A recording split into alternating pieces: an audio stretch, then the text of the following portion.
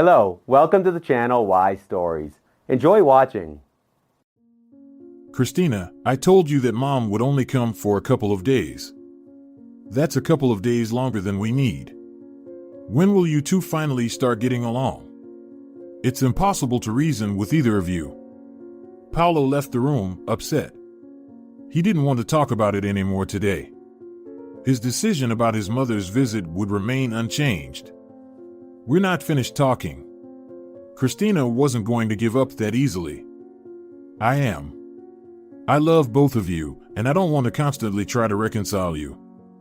Paulo, I've been trying again and again to appeal to her over for 5 years. I was nice, genuine, gave her gifts. I gave birth to a granddaughter that your mother always dreamed of. And what did I get in return? Rudeness, insults, tons of vile rumors behind my back into my face. And the icing on the cake, a demand for a DNA test to prove your paternity. Don't you think your mother went a little overboard 1,000 times? The woman spoke completely sincerely. 5 years ago, she agreed to marry him after just a couple of dates. Her husband's family welcomed her coolly. They thought their son deserved better than a single mother with a child on her hands. They didn't take into account such trifles as 2 higher educations, a prestigious position before maternity leave, and the prospect of returning to it with a promotion. Her education, high moral principles. In general, in another situation, Cristina would never look at Paulo's, who wasn't doing very well in school. But fate gave her a little choice to get married and raise a son in a complete family, or to become a single mother, with neighbors constantly whispering behind her back. Beautiful, smart, and confident Cristina always strived to be the best in academics, sports, and dance. There was no one who could match her in anything she put her mind to. The only area that she did not devote time to was interacting with the opposite gender. She seemed to not notice the admiring gazes of her classmates, either deliberately ignoring them or quickly turning boys into friends. During her time in school, she never had a romantic relationship. Her friends could not understand her, as even the most handsome boys were rejected.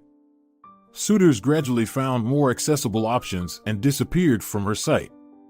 The reason for her behavior was simple. Her father was a drunkard, and her parents had quarrels as a daily routine. Her father's inappropriate appearance and behavior made her decide not to repeat her mother's fate. No man, no problem, she could focus all her time and attention on her studies, career, and self-development. Cristina was the only child in the family, so she had no one to share her feelings about this. If she had a close friend or an older sister, anybody would explain that her father's behavior never was normal. There are many worthy men in the world who can create a strong and loving family. Cristina, that cute new guy tried to get your number again.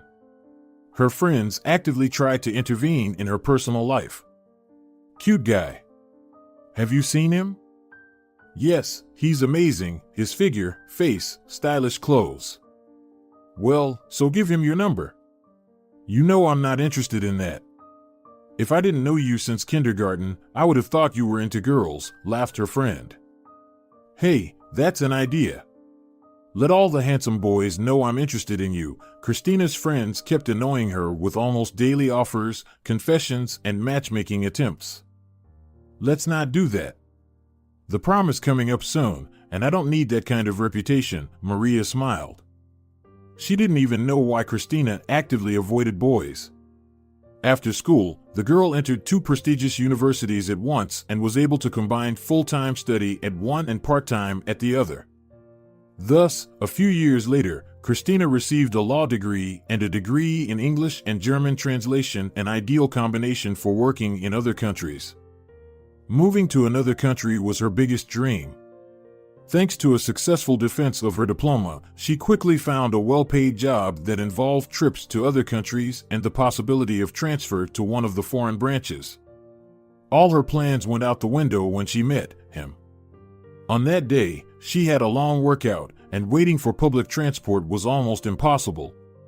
Seeing that an expensive car had arrived at the stop, the girl was a little scared. However, a tall, athletic, and very handsome young man got out of the car and offered to give her a ride home. No doubt, She politely declined. Then he parked the car and walked her home. In the hour they spent on the road, they managed to talk about everything in the world. It turned out they had a lot in common: favorite books, music, and a passion for sports.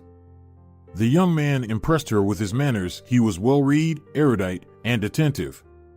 The story began like a cheap novel: beautiful courtship, expensive gifts, and conversations till the morning. Rodrigo was an amazing man. Moreover, Cristina had never seen anyone like him.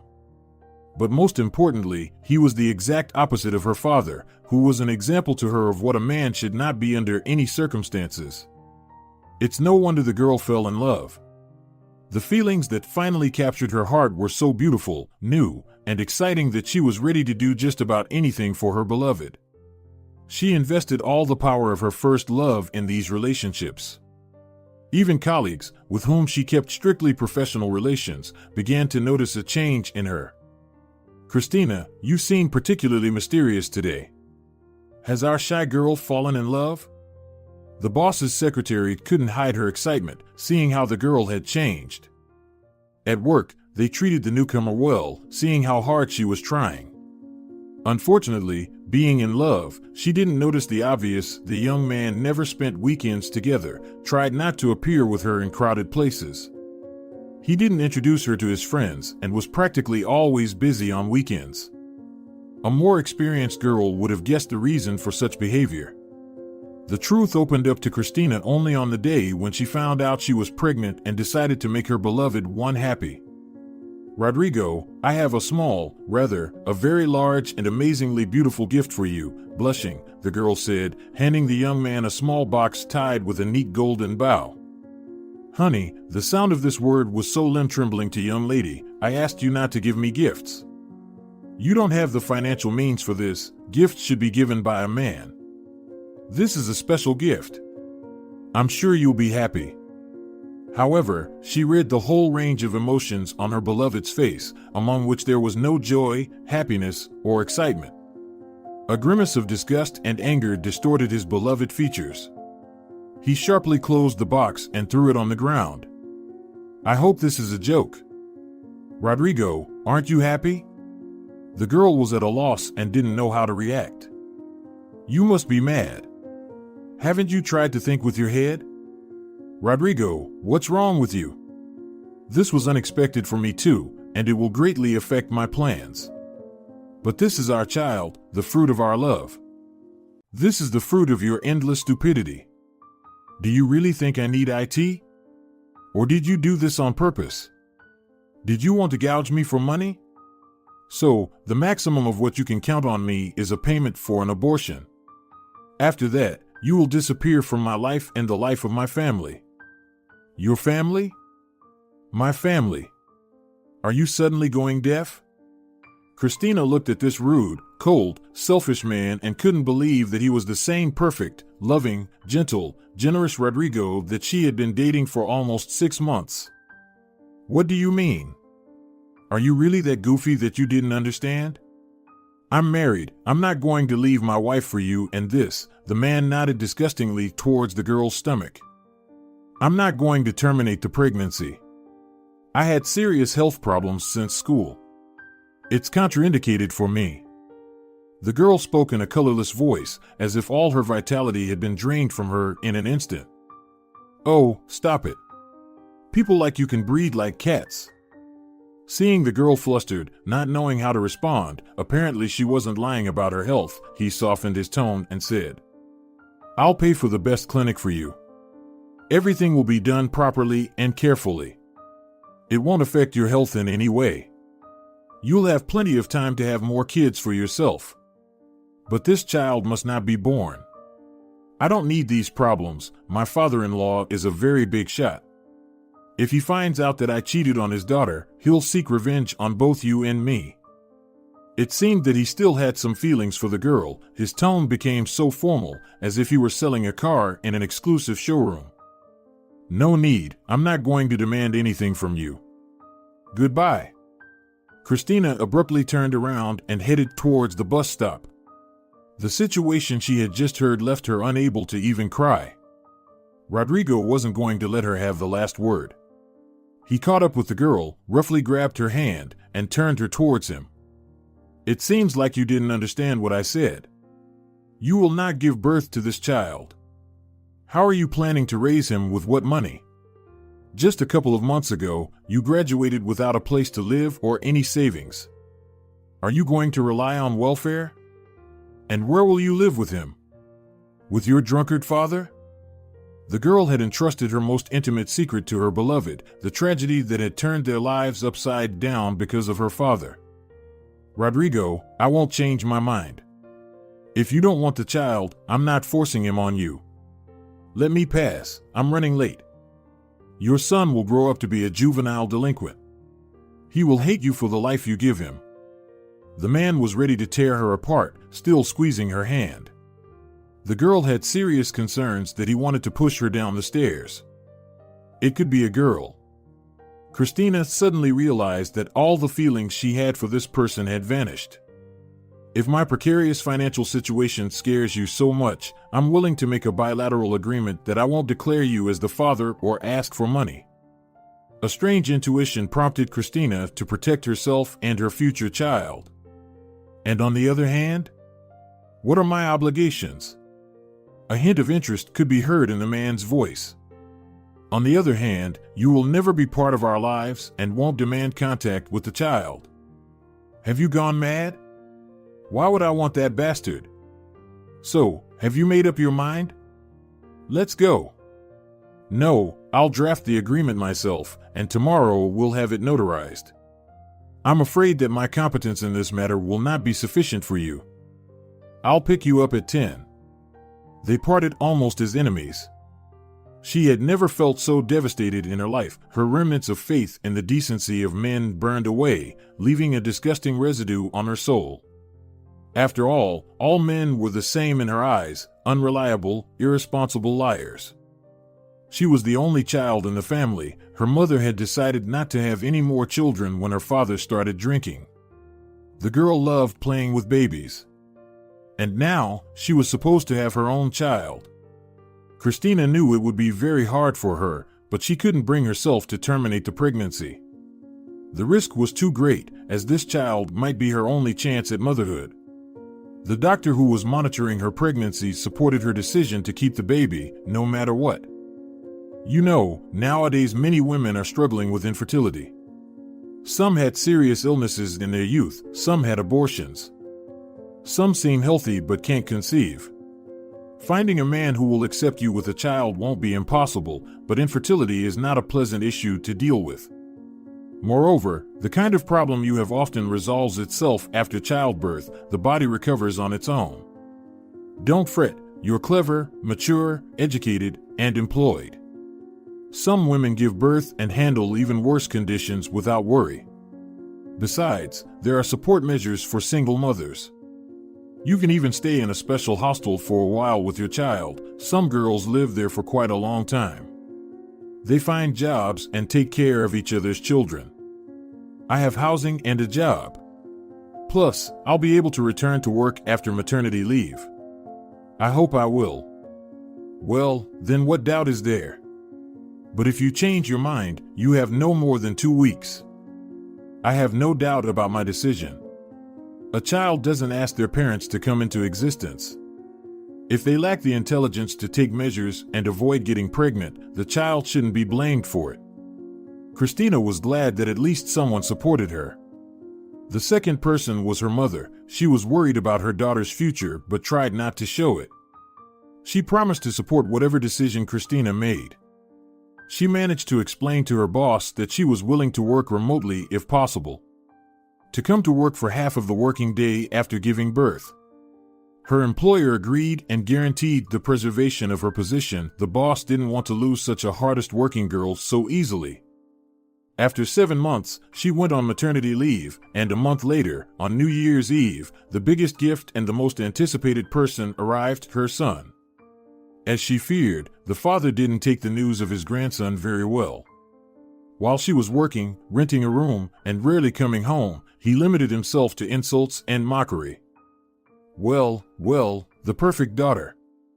Did you get knocked up by your boss for a promotion or find someone easier? Cristina tried not to listen to the insults that her father always generously bestowed upon her. It seemed like his supply of nastiness was inexhaustible. However, when the young woman returned home from the maternity hospital with her son, the real nightmare began. Her tipsy father started daily scandals, demanding that she and the baby leave his house. Even the occasional visits from the police had no effect. After 6 months of such a life, she firmly decided to leave her parental home. It was problematic to do so without income and with a child in her arms. That's when her mother offered her a logical solution at that moment: to get married. This option seemed to be the only possible one to her. It would grant her the status of a married woman, put an end to the gossiping of the neighbors, and provide a complete family for the child. However, these reasons were just a cover-up. In reality, Cristina was mentally and physically exhausted. She simply couldn't find the strength to come up with any other way out of the difficult situation. One evening, while sitting in the kitchen, they decided that they should choose someone who was calm, peaceful, and a non-drinker. This way, there was at least some hope that her husband wouldn't turn out to be a replica of her father. Fortunately, there were plenty of interested suitors. Among them, she chose the one whom she deemed the most worthy. Paulo lived in the neighboring district and worked as a car mechanic. After barely finishing high school, he joined the army. After that, he worked for himself for several years, often changing jobs. He didn't have enough stars from the sky, Cristina's mother would often say. But most importantly, he got along well with little Sandro, who wouldn't let anyone else hold him except for his mother and grandmother. Paulo was ready to get married, and the presence of a child didn't bother him, so they didn't postpone the wedding. After a modest ceremony, the young family moved into Paulo's apartment, which his grandmother had given him during his school years. It was unusual for the woman to wake up and fall asleep without the shouts and insults from her father. Her husband was indeed calm, but slightly jealous. She attributed it to his lack of self-confidence. Paulo got on well with their son, treated her with care and tenderness. The woman simply couldn't believe her own happiness. The only thing that bothered the young woman was her future husband's mother. She didn't hide her contempt towards the young woman, despite the fact that it was her son who was unworthy rather than the newlywed daughter-in-law. The woman believed that this despicable young woman had seduced her poor son and forced him to marry her. After the wedding, she came to the newlyweds' apartment and caused a disgraceful scandal with insults and broken dishes. The husband did not stand up for Cristina, justifying his mother's behavior by saying that she had always been jealous of him for his girlfriends. Such behavior became the norm in their relationship. Calm and attentive on ordinary days, the husband would change drastically when his mother was around. His mother made him obey her. That's why Cristina decided to minimize contact with her husband's relatives. Neither she nor her son attended any of their family celebrations. The situation could have changed when Cristina and Paulo had a daughter. They went to visit their parents to introduce them to their granddaughter. The newly minted grandmother couldn't hold back for long. She doesn't even resemble us. One child was from another man, and now she's brought another one from a different man. Paulo, aren't you going to say anything? Mom, stop it. These are my children, and don't you dare insult me and my wife with such insinuations. It was clear that the man reluctantly intervened. Since childhood, he had been trained not to contradict his mother. Oh, God gave me a daughter-in-law whom's sleeping around. And here's our eldest, our first daughter-in-law, smart, beautiful, educated. They live abroad, have a prestigious job. She doesn't bring her husband children from other men. The last statement filled Cristina's cup of patience. She gathered the children and left her husband's parents' apartment with a firm intention never to see these people again. 3 years have passed since then. The children started going to kindergarten, and the woman was able to return to work. Fortunately, her 2 higher education degrees and excellent knowledge proved useful. Cristina no longer attempted to establish contact with her spouse's relatives, and Paulo visited them alone. Recently, his older brother and his wife returned. They had not bothered to attend Paulo and Cristina's wedding. After their return, they made no attempts to communicate or even get acquainted. A year after the birth of their daughter, Dalia, Cristina's father has gone, and her mother finally had the opportunity to live for herself. Multiple attempts to divorce her alcoholic husband resulted in beatings and harassment. One time, the father almost set fire to the apartment where the mother was living after leaving him. After that, she stopped trying to leave and focused on simply surviving. Cristina supported her mother financially, and in turn, her mother greatly helped with the grandchildren. The children were unaware that, besides their beloved grandmother, they also had another grandmother, grandfather, and uncle. Conflicts periodically arose within the family. The husband was jealous of the woman's colleagues, believing that she had only taken a job to find another man. The woman knew the origin of these accusations came but tried to smooth over the conflicts. Within a year, she achieved significant career success through persistence, hard work, and a vast wealth of knowledge. However, her husband's mother had her own version regarding Cristina's fast and successful career. "Son, be careful passing through the door, you'll ruin them with your horns." Jokes of this kind became the norm in communication with Paulo. "Mom, I've already told you, I don't appreciate such accusations." "What accusations?" "I'm telling you straight up. Your wife sleeps with the right people, that's why she's climbing up the career ladder." "Mom, first think then talk. She has 2 higher education degrees. During her maternity leave, she studied with textbooks every day to not forget everything she learned. Besides, she also works from home on top of that, writing thesis papers for students. I earn several times less than her, and by the way, she was the one who bought gifts for everyone for every occasion." "Well, let her choke on them, I don't want anything from her." The woman demonstratively threw expensive gifts, which her son brought as an anniversary gift, into the trash can. "Mom, by the way, those are expensive things. They cost as much as my monthly salary. If you don't want to use them, give them to someone else. And, in the end, please, pity my father, because of your enmity, he also doesn't get to see his grandchildren. Why should he look at other people's children? Check out, there's a whole bunch of kids playing in the sandbox by the entrance. Choose any of them and sit there, enjoy." At times, Paulo looked at his mother and couldn't understand how a person could be so rotten. And how has his father endured being with such a woman all these years? "Mom, I forbid you even to hint that Dalia is not my daughter. You can forbid things in your own home, but here I'm the host. Although, even in your own home, you're afraid to say a word. You know, Mom, I learned that from Dad. He's also been afraid to say a word back to you his whole life. See, this meanest snake wants to deliberately separate us. To make you stop communicating with your parents and family. She's turning you against us, what a vixen. She doesn't even think about you. She only buys gifts on holidays and tries her best. You're not needed by her. Your brother came 2 months ago, have you even met him? No. And it's because this skank doesn't allow you to. She deceives you, fool, and she's happy that she's distanced you from your family." "Mom," Paulo tiredly sat down in the chair. "Rosendo himself doesn't want to meet.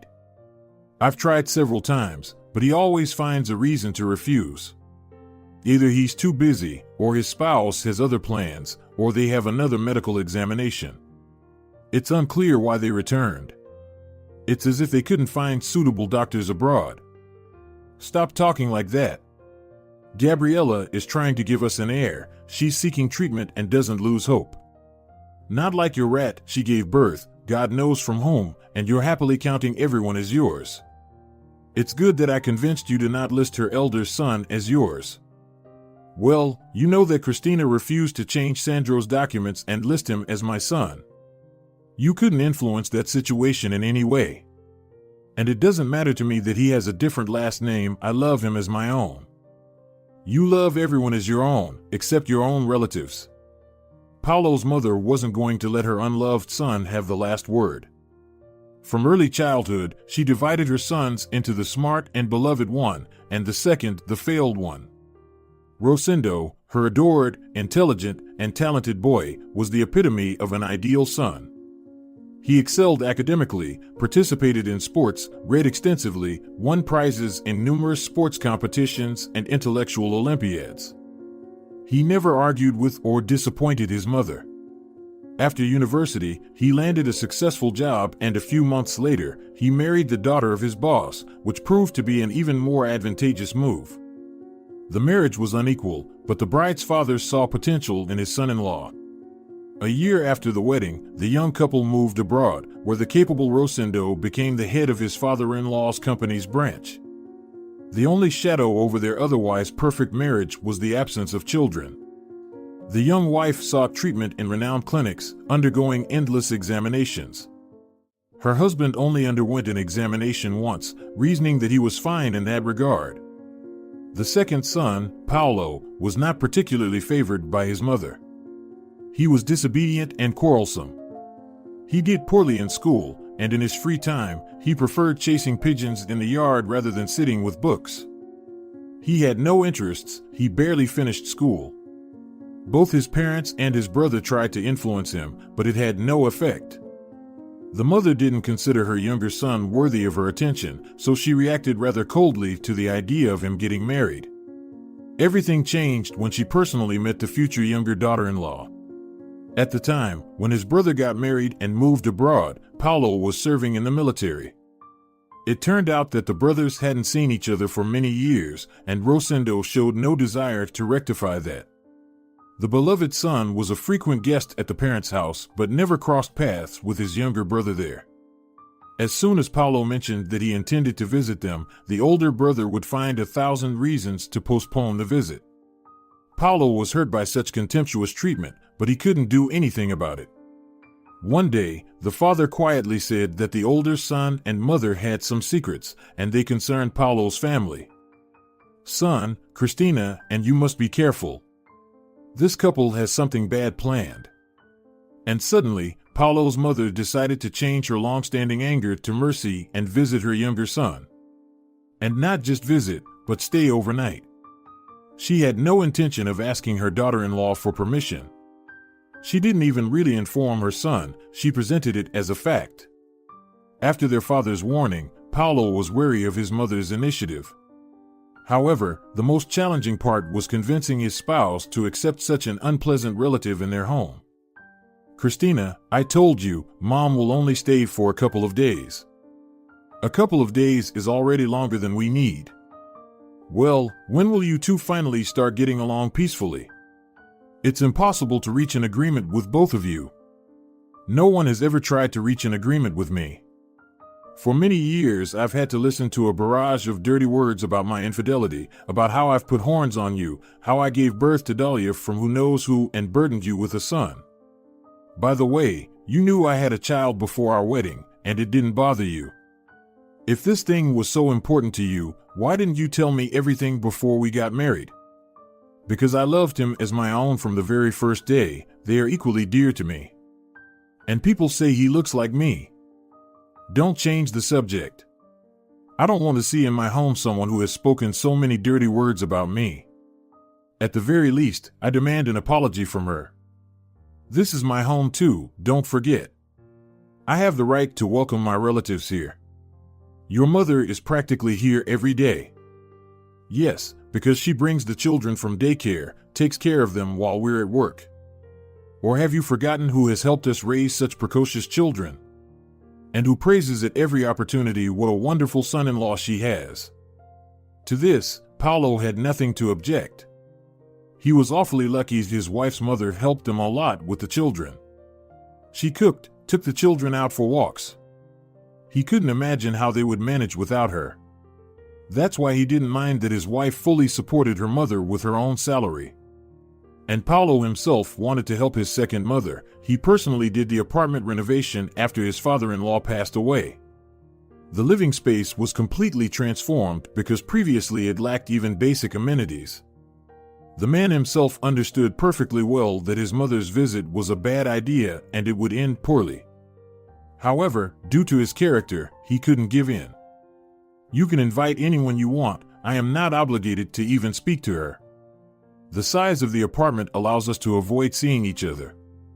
On the day of her mother-in-law's expected visit, Cristina tried to prolong her time at work as much as possible. Cristina's mother picked up the children from daycare herself and they decided to leave them with her. Paulo didn't object, fearing that his mother might say something inappropriate in front of them. Sandro was already a big boy and could understand why he was called not their biological child. Cristina was tempted to stay overnight at her mother's place as well, but she knew that her despised mother-in-law would consider such an act as cowardice. And she was never a cowardly woman, so after spending as much time as possible at work, finishing all her accumulated tasks, she calmly took the longest route home. She had never felt such a burdensome reluctance to go home in her life. Usually, she hurried home from work, looking forward to spending time with her beloved family. Today, she faced a serious challenge, but she had no intention of hiding from her mother-in-law. Moreover, she was on her own territory and could always throw the detested relative out. Opening the door carefully, Cristina entered the apartment. It was quiet at home, and she even thought that her mother-in-law had changed her mind and hadn't come to their place. However, just a minute later, she heard muffled voices coming from the living room.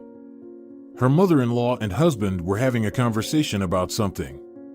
Cristina didn't mean to eavesdrop, but as she headed towards the bathroom, she heard Paulo's mother say her name, and involuntarily, she listened attentively. "I'm telling you, you're Cristina," the mother-in-law finally called the bride by her name. "She gave birth to Sandro with your brother, knowing that he was married. She wanted to destroy their family and marry him. She demanded money to keep silent, so that his wife wouldn't find out anything. That's why they didn't attend your wedding. I was afraid that this deranged would ruin his life. I saw them together several times, since she was having a fling with him. That's why I couldn't accept her. She almost destroyed one son's family, and now she targeted the other. If you had your own children, you would understand me. I do have my own children. One more comment like that, and you'll be going home. There are no buses going, or are you going to kick your own mother out onto the street like a dog?" However, this time the woman didn't come to slander the bride. She had a plan, and it was necessary to poach younger son. They're having problems now, they can't have children. So, I thought, why don't you give Sandro to Rosendo and his wife? He is his son after all, and it doesn't matter whether you'll still have a girl or have more children. Your sow gives birth on demand. Maybe at least this one will be yours. Mom, stop it. I've already said that I won't tolerate this kind of behavior. Why didn't you tell me earlier that Sandro is my nephew? How could you know everything for so many years and keep quiet? And how did you come up with this idea? Taking a child away from his mother? And that's where you'll help us. We need to make Cristina out to be a bad mother. Then we can conduct a DNA test, prove paternity, and take the child away. Inappropriate fulfillment of her parent duties, a loose lifestyle, your wife fits that description. And then you will testify in court, Cristina abused her children, was out of control, didn't take care of them. I'll write you what to say and how to say it. Cristina is a wonderful mother, anyone can tell you that. A wonderful mother who dumped her children on their grandmother? As you can see, I am well informed. So that's why my brother didn't want to see me? Paulo attempted to change the subject. Why would he want to see you?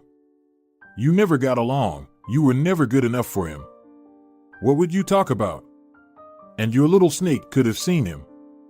Everything is perfect in their family, except they're missing a child. And here you have a ready-made grown-up boy, no need to wash diapers and ruin your figure with childbirth.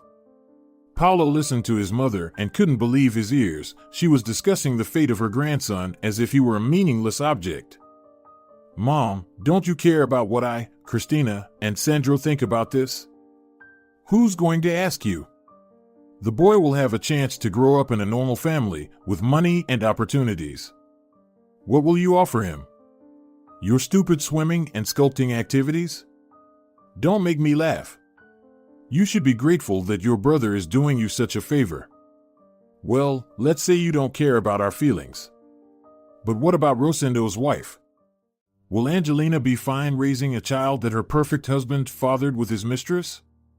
If I calculated correctly, Rosendo started having a fling with Cristina just a few months after his wedding. I doubt she was his only affair. Cristina didn't know he was married. She told me their story and how despicably my brother behaved, forcing her to have an abortion. He didn't want a child back then, but now he's changed his mind? Cristina knew that Rosendo was married. She clearly did this on purpose. Cristina stood behind the door, unable to believe what she had heard. The whole story felt like a plot from a trashy movie, to have a child with one brother and marry another. How small the world can be. And how unlike the brothers were. She couldn't have imagined that the perfect Rosendo, her husband's elder brother whom her mother-in-law had spoken so highly of but never allowed her to meet in person, turned out to be the very Rodrigo she had fallen in love with many years ago. The one she had idealized and who had treated her so horribly. She quit thinking about him a long time ago. After all, if not for him, she wouldn't have her son. Only for this, she could have forgiven and forgotten him. And now, her mother-in-law had conceived a horrifying and repulsive plan that could destroy her family. Her life. She knew Rodrigo's capabilities. He could bribe whoever was necessary and obtain all the required documents to take her son away. There remained a faint hope in the agreement he had signed upon learning of her pregnancy. But for someone like him, a petty piece of paper would hardly be an obstacle. Cristina put her hands to her temples, feeling the blood pulsating in her veins so strongly that it seemed the thinner vessels would burst. The reason for her mother-in-law's intense hatred towards Cristina was now becoming clear. The old woman feared that her precious son would be cast aside by his newfound wealthy relatives. For many years, she had taunted Cristina, claiming that she had given birth to another man's daughter. Also, it seemed like both of her children are genuine grandchildren for this heartless woman. What a monster now sat in her living room. For many years, they had hidden from her the fact that the man she loved, who had betrayed her and whom she had tried not to remember, was a close relative of her husband. Good thing was that her husband was also unaware of this secret. It seemed that her mother-in-law and her beloved son had kept this information for a rainy day. But how could they have come up with such an idea? To take Sandro away from her? Cristina never doubted that her mother-in-law was devoid of human feelings. As for Rodrigo, she had tried to forget about him for many years. Cristina did not expect such a move from him. During their last meeting, when they made the agreement, he had shown no desire for further contact. Perhaps the idea came from her mother-in-law, as Rodrigo and his wife had been unable to conceive for many years. Perhaps her mother-in-law wanted to preserve their family but didn't want an outsider, a child from an orphanage, to enter it. However, what was most terrifying was that the woman decided to cunningly slander her daughter-in-law, gather evidence of her incapacity, and take the child away. Apparently, her mother-in-law didn't consider that this would destroy the younger son's family. The eldest son was always the most important to her. Paulo had grown up like a blade of grass in a field. His birth had not been planned. And his mother had never even tried to hide from him the fact that she had made numerous attempts to get rid of the unwanted pregnancy. And now she was trying to destroy her son's family. In any case, justifying such a monstrous act was impossible, and Cristina decided to put an end to the conversation between her mother-in-law and Paulo. She entered the room at the very moment when her husband was running out of arguments and simply wanted to kick his mother out. Over the years of marriage with Cristina, he had become so tired of his mother's constant attacks on his family that he was ready to cut ties with her. And that monstrous proposal she had made to him couldn't be understood or forgiven. Get out of here. And never come close to my home and my family again, or I'll tear you to pieces. Even if I end up in prison, I'll come out and continue living in a beautiful world that will be free from a disgusting snake like you. Cristina grabbed her mother-in-law by the elbow and finally let out the accumulated resentment and anger that had built up over the years. Let me go. Paulo, get this crazy woman away from me. Mom, you're the one to blame. She hasn't done anything to you. For the first time, her husband openly stood up for Cristina and went against his mother. I'll destroy both of you. You'll be left with nothing, with no children. I'll take away your jobs, your money, and your home." The crone shrieked like a madwoman, showering her son and his wife with curses. Cristina, almost by the collar, dragged her mother-in-law to the staircase, ignoring the screams and curses that the woman continued to unleash. Slammed the door shut, Cristina slid down the wall and broke into tears. There had been so much sorrow and hatred in her life, but she certainly didn't deserve such treatment from her mother-in-law. And now she cried out of helplessness, realizing that this vile woman would never leave them in peace.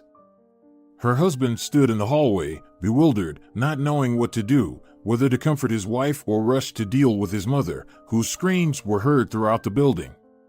Neighbors had already started to respond to the wailing and pleas for help.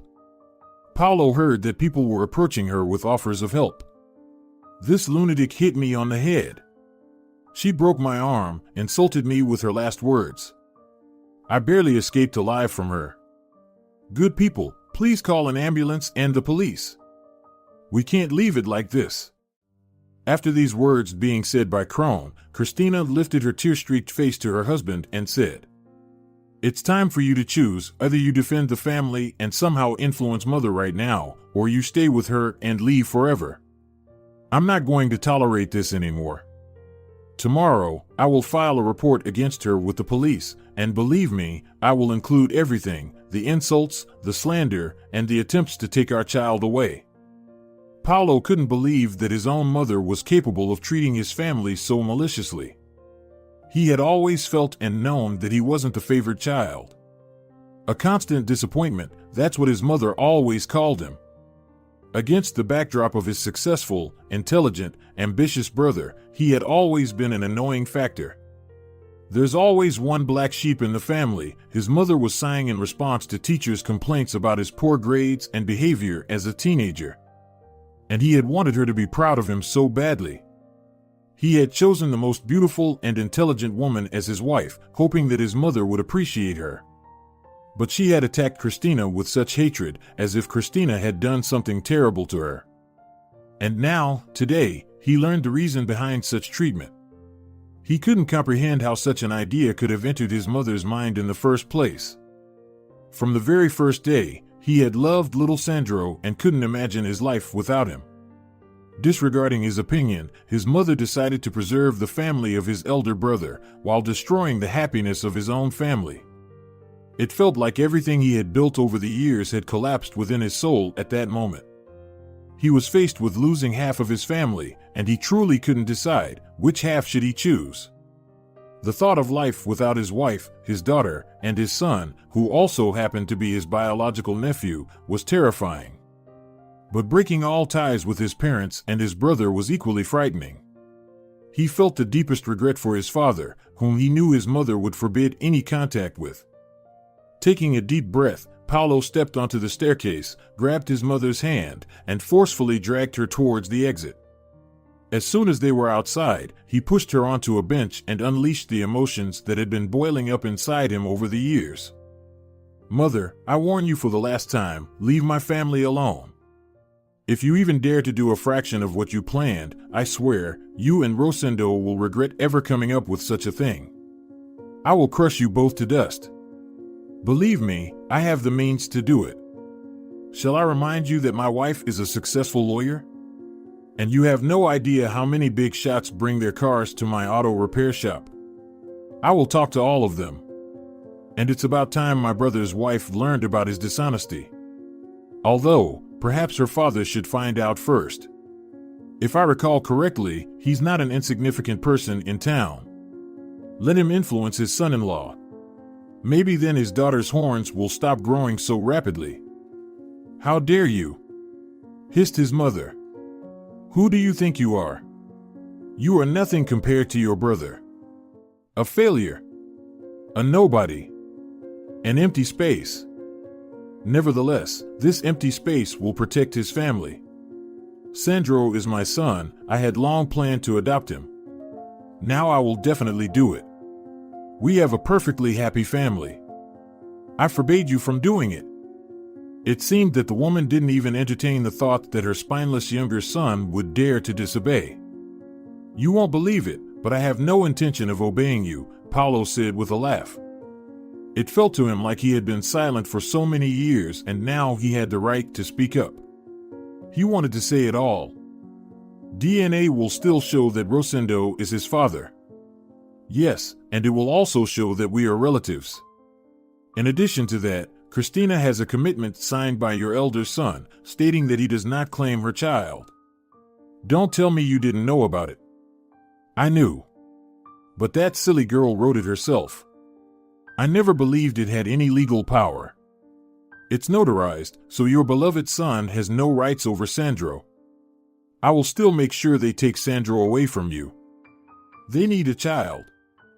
And then it finally dawned on Paulo, the whole plan with the child was devised by his mother. Rosendo might not have been aware of it at all. Clearly, there were major problems in his family, and mother couldn't miss playing an important role in it. Mom, do they even want to take him? Have you asked for their opinion? Rosendo knows, but he's not particularly thrilled about the prospect. He doesn't want children. However, his spouse has started gathering documents for adoption, and Sandro is a perfect fit for them. He's not some orphan with the genes of alcoholics. Your Cristina, of course, isn't the best option either, but we don't have a choice. Paulo was so horrified by what he heard that he sat on the bench, holding his head in his hands. Mother, do you even hear yourself? People are not dolls, you can't manipulate the lives of living beings like this. Sandro is still a child, have you thought about him? He has loving parents. Do you want to take him away from us and subject him to tremendous stress? And then you'll give him to people who don't really want him? Not to mention that you'll destroy our family, break the law multiple times, and waste a lot of money and nerves. Is it really worth it? Let my brother and his wife adopt a child from an orphanage instead, where children live for years without parental love and care. And be glad that at least one child can escape that system and find a family.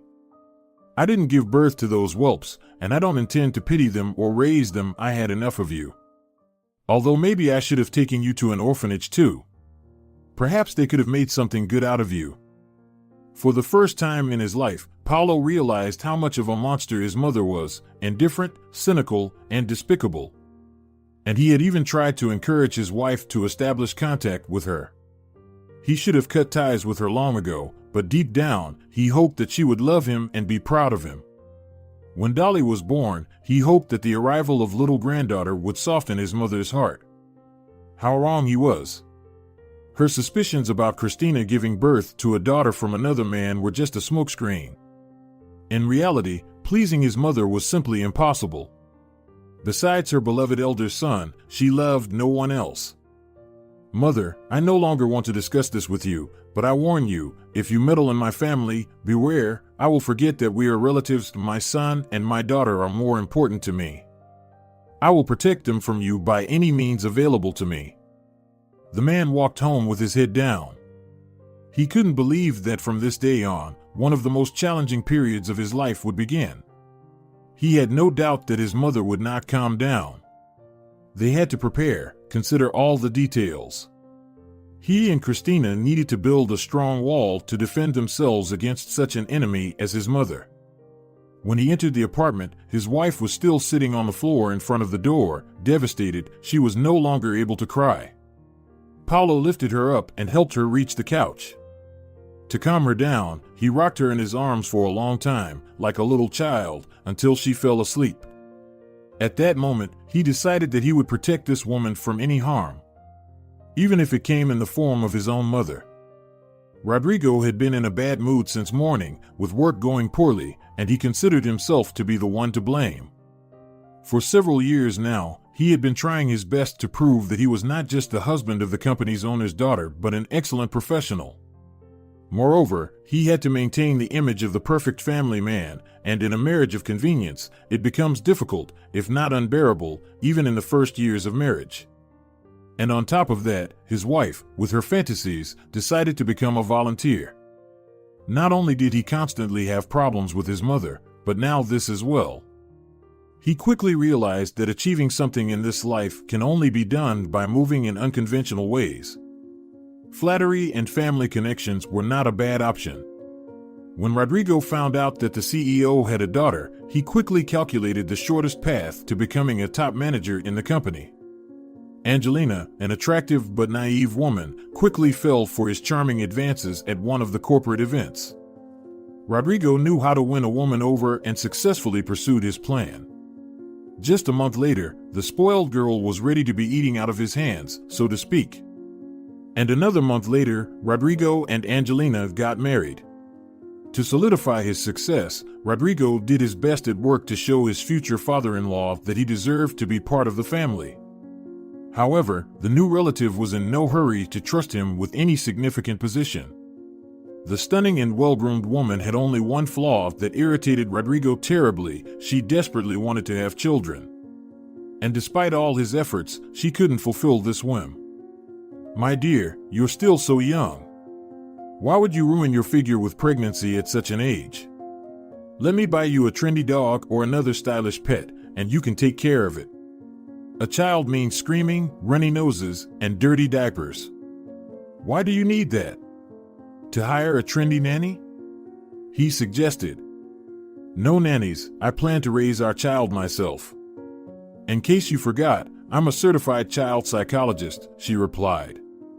"I know how much your father paid for that diploma," Rodrigo thought to himself, but he said out loud, "I have no doubt about your pedagogical talent, but I believe we can have children later, around the age of 35 to 40.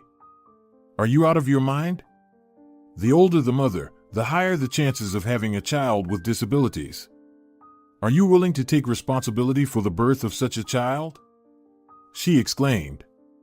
"I never planned to take responsibility for a child," the young husband thought, but he said, "Darling, we can't have a sick child.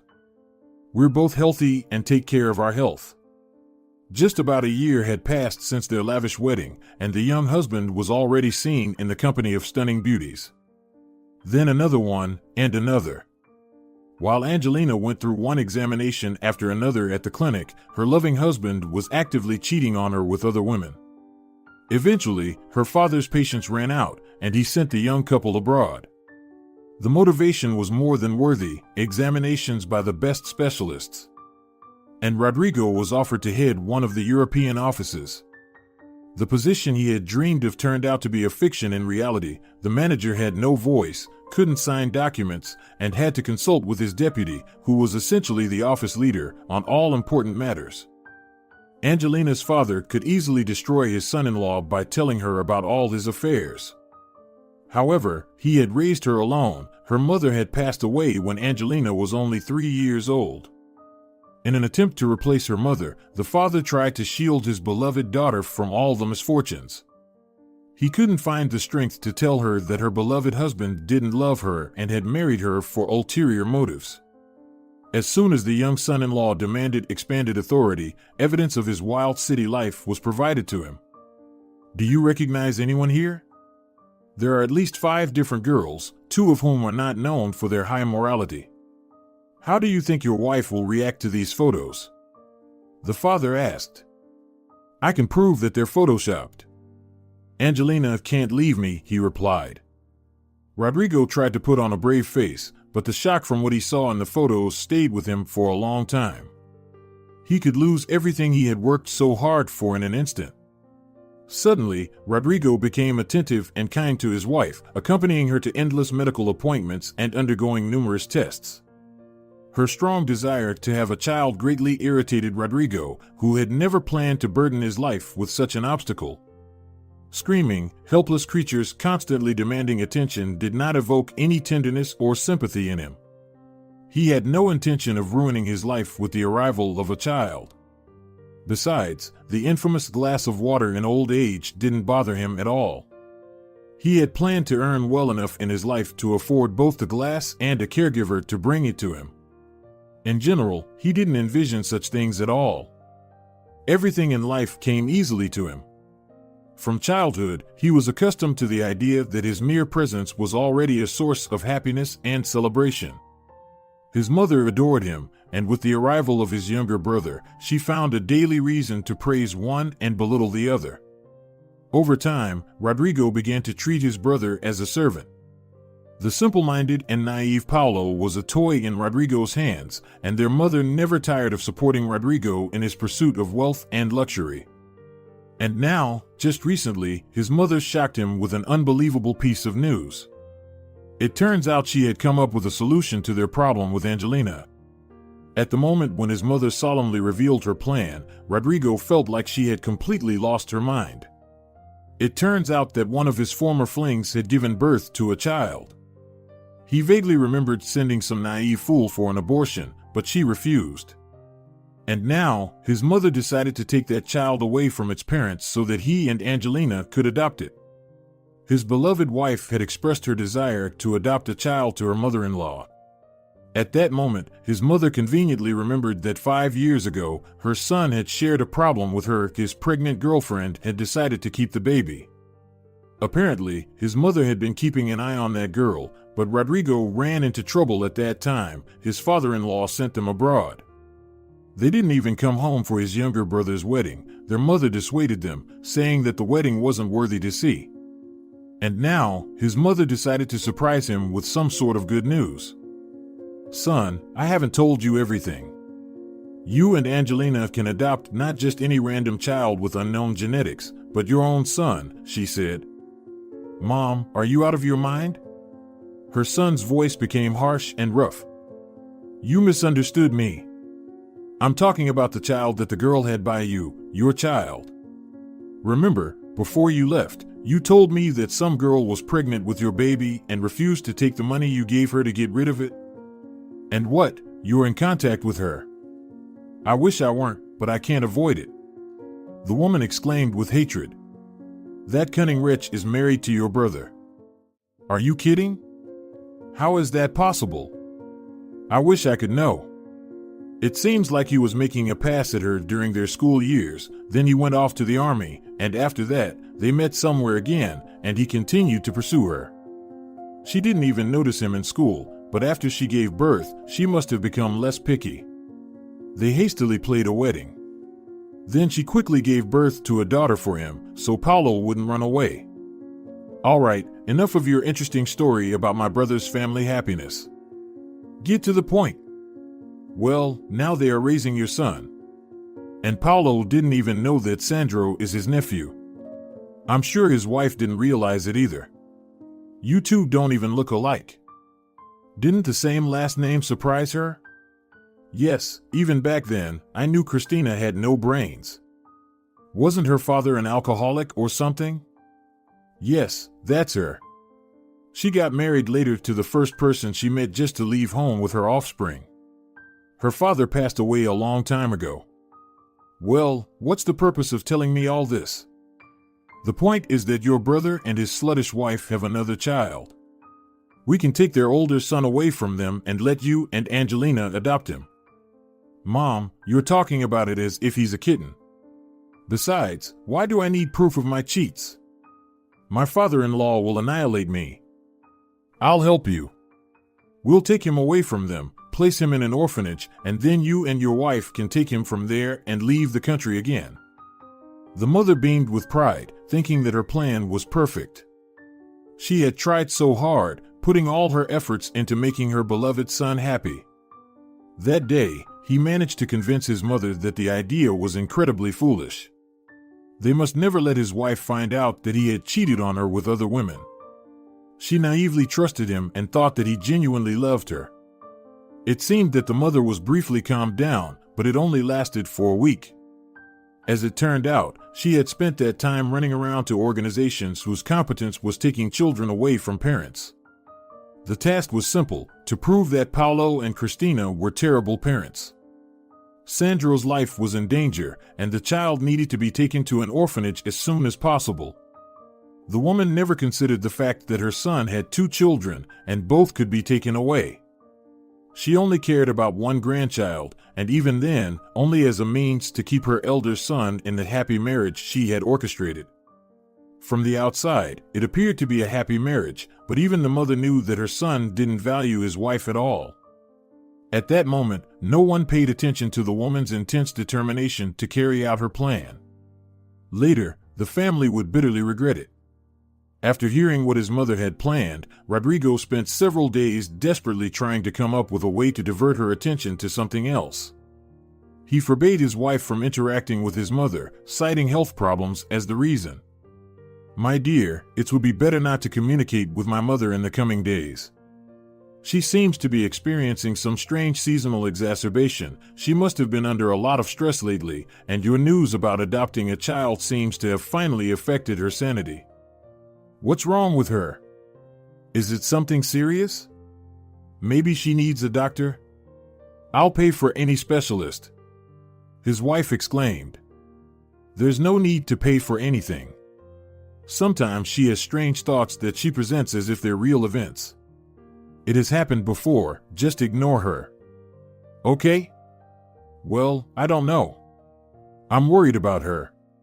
She's always so sweet and kind. If only those who knew her would hear you," Rodrigo muttered. "Did you say something?" "Nothing, except that you look stunning today." "Oh, you flatterer." Despite the fact that the man didn't have any tender or romantic feelings for his wife, he was good at pretending. He did it so well that his wife lived in the blissful belief that she had the most loving, caring, and attentive husband. The only thing missing for her complete happiness was a child.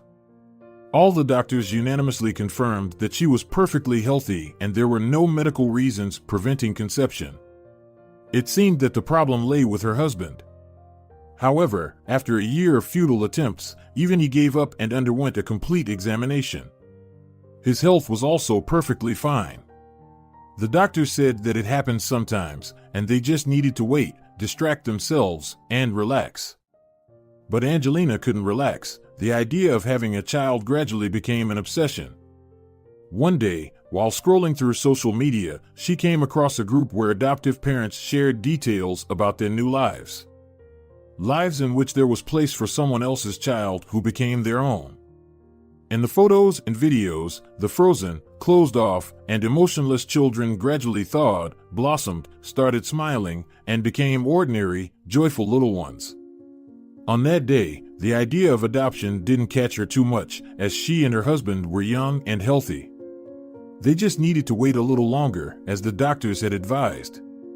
But something made her to visit that group every day. She already recognized many of the little ones and could appreciate their progress. And then, one day, she heard the story of a mother who struggled to conceive for a long time. She decided to pursue adoption and, during the process of paperwork, discovered that she was pregnant.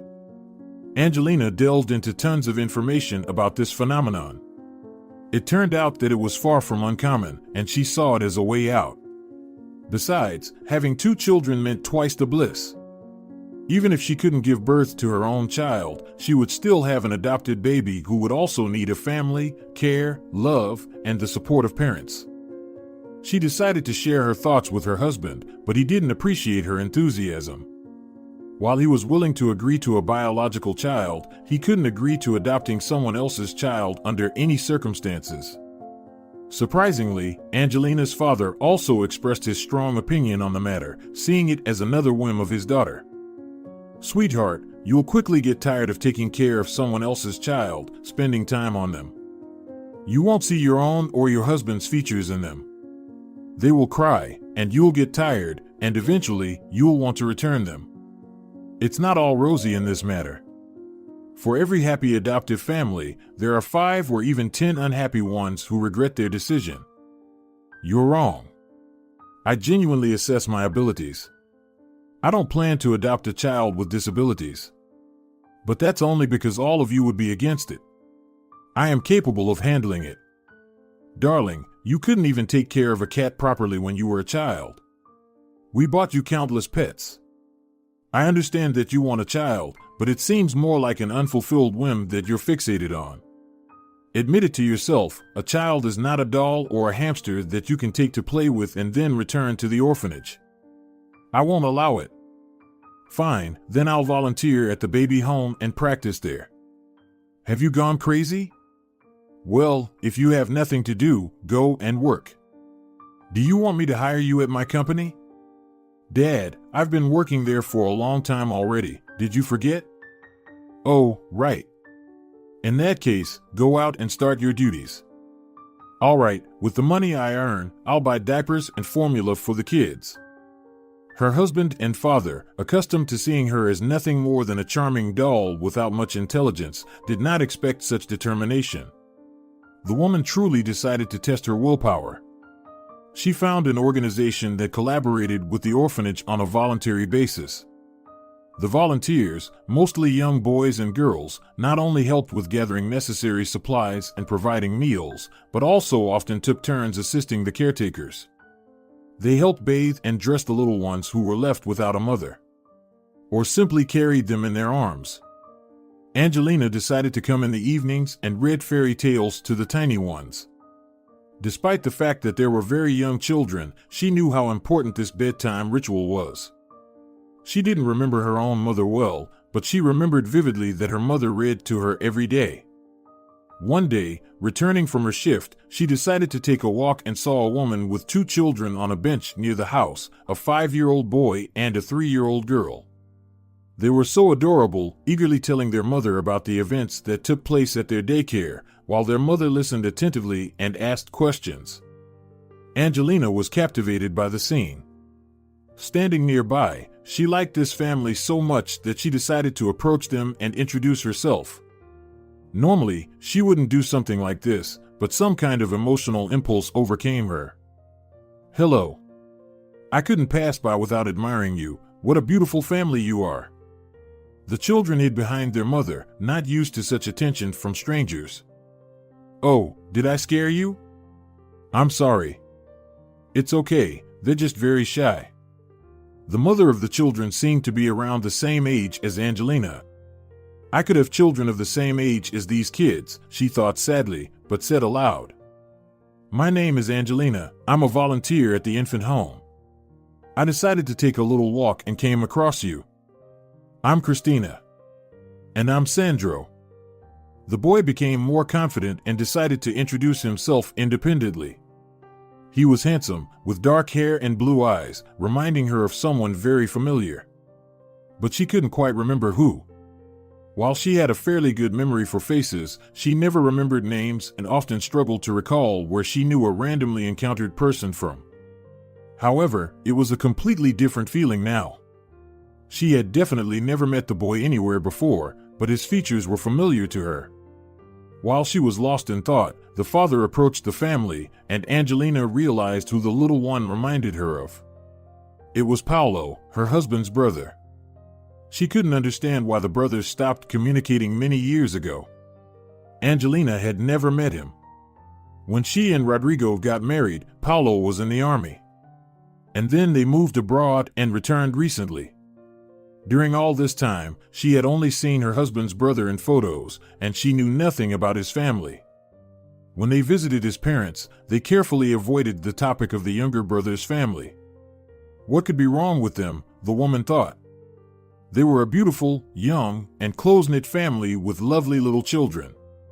Why did her mother-in-law, who had always been kind to her, never mention grandchildren? Paulo and his wife didn't recognize who was in front of them.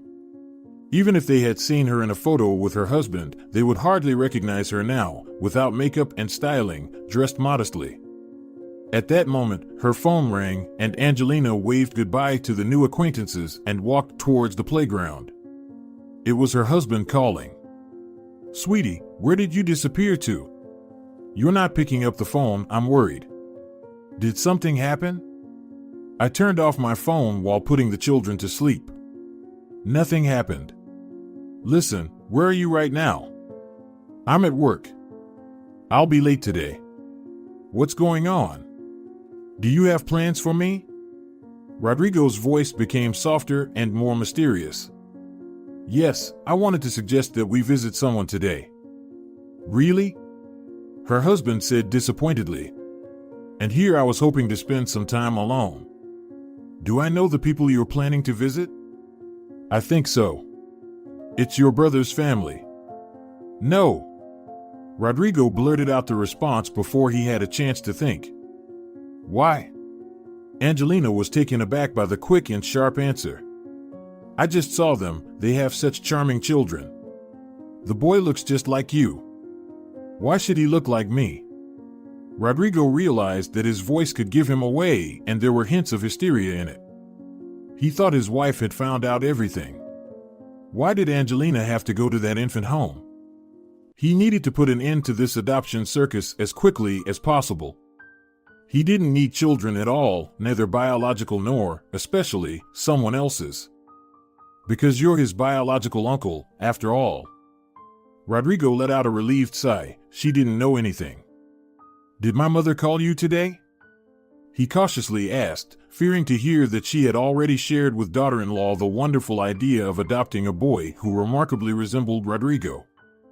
Fortunately, they could forget about that idea now.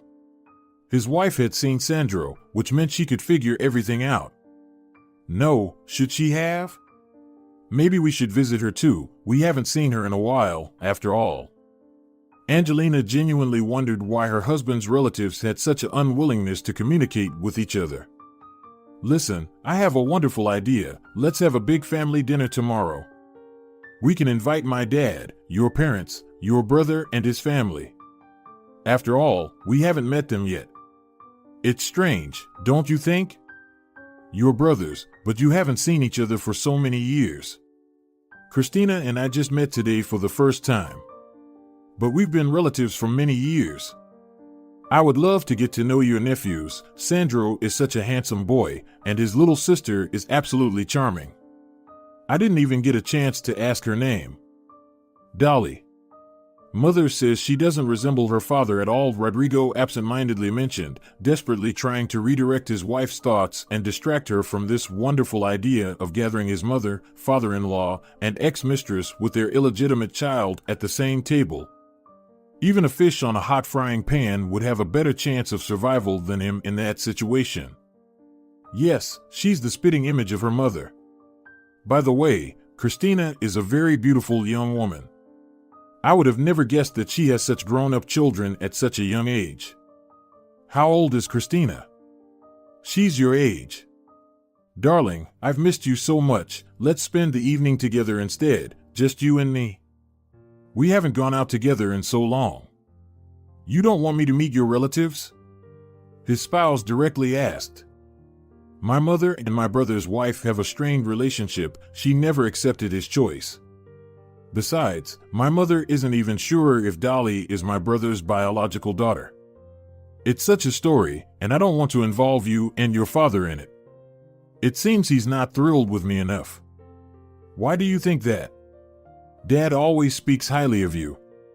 Well, praising is one thing, but appointing someone to a responsible position is a different story.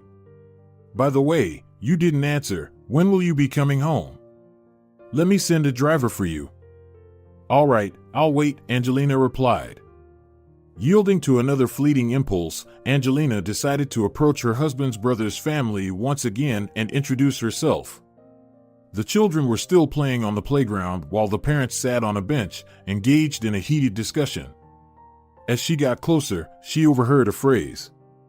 They won't be able to do it. Taking a child away is not that simple. Who could even think of such horror? Taking children away from their parents flashed through Angelina's mind. Hello again. I didn't have a chance to introduce myself earlier. I was interrupted by a phone call. Good evening, Paulo and Cristina said in unison, not fully understanding what this woman wanted from them. I'm Angelina, Rodrigo's, your brother's wife. The woman decided to introduce herself right away. The expressions on the couple's faces turned equally frightened and hostile. They exchanged glances and almost simultaneously said, You won't take him away, we won't let you to. After that, the woman rushed to the playground right to the children, and Paulo turned to Angelina, who was utterly confused, and repeated, We won't give Sandro to you. He is our son, no matter what my mother does. I don't understand what you're talking about. Why are you speaking like this? I have no intention of taking anyone from you. I just recognized you and wanted to invite you over to get to know each other. We are close relatives, yet we've never met in person. It feels strange to me. So, I thought I'd take this opportunity to introduce myself. I have no malicious intentions, I swear to you. Apparently, the woman spoke very convincingly. Paulo looked at his approaching wife and said, "She must have been kept in the dark about the brilliant plan." And he suggested, turning to his brother's wife, "Let's go, we will tell you why we don't communicate with my parents and brother." Surprisingly, the problems brought Paulo and Cristina closer. He stopped being jealous of her, and Cristina felt immense support from her husband. Now they were a truly united family. The conversation lasted the entire evening. While Cristina changed and fed the babies, Paulo sat with Angelina in the kitchen. Then Cristina turned on cartoons for the children on the TV and joined them.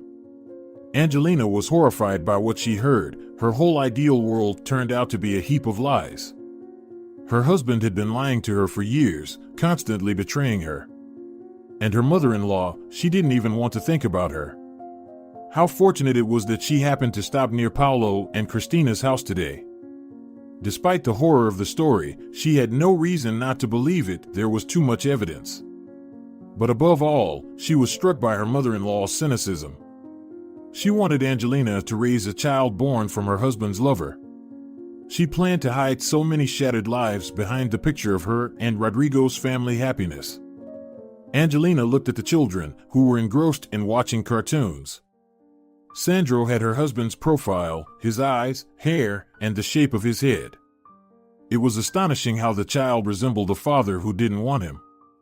Her husband had tried to call her several times, but she ignored the calls and eventually turned off her phone.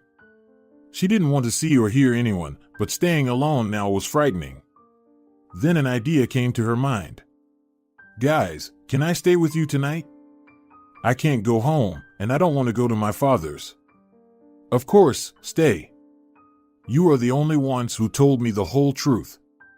And now we are not strangers, we share so many secrets." The woman smiled sadly and went out to the balcony. She wanted to take a breath and gather her thoughts. At that moment, someone knocked heavily on the door.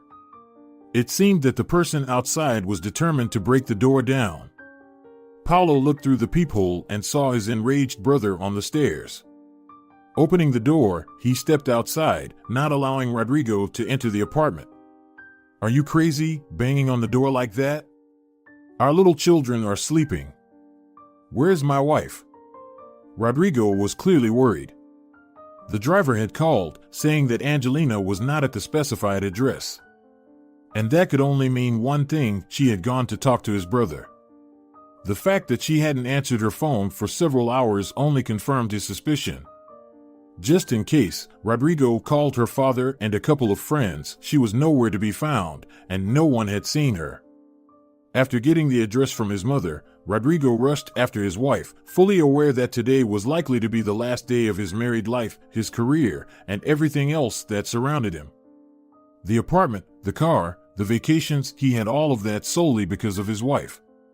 It was strange, but he didn't feel regret now. The lie, like a huge snowdrift, weighed him down, preventing him from living a normal life. Now this life would collapse, and what would remain afterward was yet to be seen. "She's with us, but it's better if you don't see her right now. She knows everything." What exactly does she know? Everything, the brother simply said and continued, about your cheats, about Sandro being your son. About how our mother decided to take him away from us and give him to you. Why did you tell her that? Rodrigo's voice held no anger, only a dreadful tiredness. Do you think she didn't deserve it? She truly loves you. And she wanted a child from you, not for her own whims. Why do all of you treat Cristina this way? You know, I also didn't notice under Mom's influence how hard it was for Cristina all these years. And she endured it. If you only knew what she had to go through. I'm even glad that Mom came up with this terrible plan of adoption. It brought us closer. If you love your wife, fight for her, ask for forgiveness, beg her. But if you only need her as a means to achieve your goals, never approach her again. Angelina is strong. She will have a hard time, it will be painful and sad, but she will get through it. How do you know all of this? You don't know her. It's you who doesn't know her, and in a few hours, we have learned more about her than you have in 7 years. I want to talk to her. Angelina doesn't want to. She'll spend the night with us. If she's ready tomorrow, I'll call you. Is Sandro really looks like me? Yes, but if you dare try to take him away from me or reveal the truth, I'll crush you to dust. With the calm certainty with which his brother uttered these words, Rodrigo understood their mother's plan was doomed to fail from the start. His brother had become the best father the boy could ever imagine. He even felt a pang of jealousy his son would grow up before his eyes without the possibility of knowing the truth. We've changed the documents for him. Now Sandro is my son. I wouldn't even recommend doing a DNA test. It won't help you. Initially, I was against the idea that came into Mom's head. She seems to have serious problems in her mind. I would have her see specialists. Well, have her too. I don't want to have any more interaction with her. As for our father, yes, he was very happy when he visited us the other day. He finally met his grandchildren. But as for our mother, she no longer exists for us. She was putting a terror to Cristina's life for many years and considered me nothing from the moment I was born. We haven't lost anything, on the contrary, we've gained. Our father dared to defy her. If you want, you can come occasionally, but I warn you, if you ever mention who you are to Sandro. I'm his uncle and I have no intention of claiming more. Good. For the first time in his life, Rodrigo didn't want to be arrogant and condescending towards his brother. He suddenly felt envy, a beloved, loving wife, children, a cozy home. Even his wife found refuge and solace here. But for him, supposedly a blood brother, there was no place here. A wide and deep abyss separated them. I will try to talk to her. Paulo seemed to read his brother's thoughts, but for now, you should not meet. Today, you should also think about what to do next. Obviously, things won't be the same as before. But if you don't need her and you're with her for the sake of her father's money and opportunities, at least be honest with her. You can achieve everything in life without her father and his position.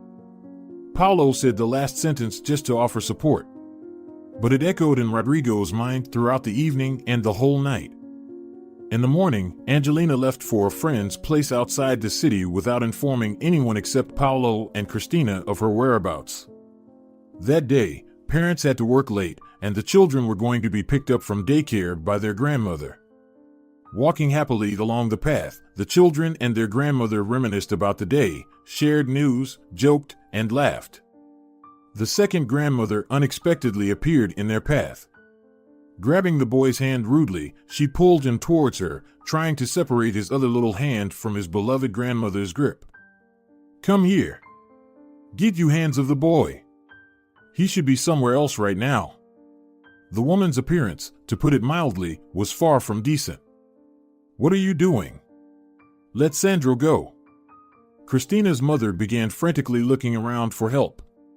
They were just a few meters away from their home. In that moment, she spotted a woman sitting on a bench in the playground and decided to call for her help. Help! This crazy woman wants to take the child. The woman turned towards them and, as if recognizing them, quickly ran towards them.